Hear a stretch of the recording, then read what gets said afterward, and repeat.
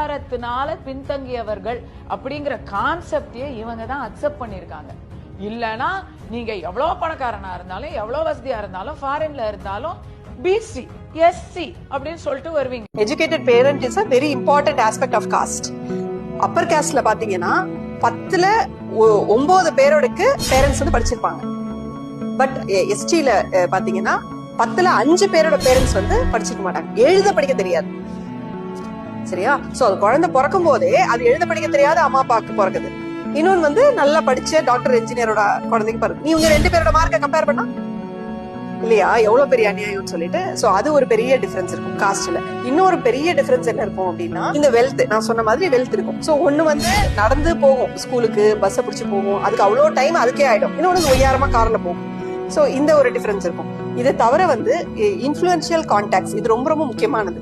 For example இவ்வளவு reservation வந்ததுக்கு அப்புறமே சிவில் சர்வீஸ்ல இருக்கக்கூடிய ஹையர் பொசிஷன்ஸ், சிவில் சர்வீஸ்லயே நிறைய இருக்குல்ல, அதுல இருக்க ஹையர் பொசிஷன்ல 93% is still with general category.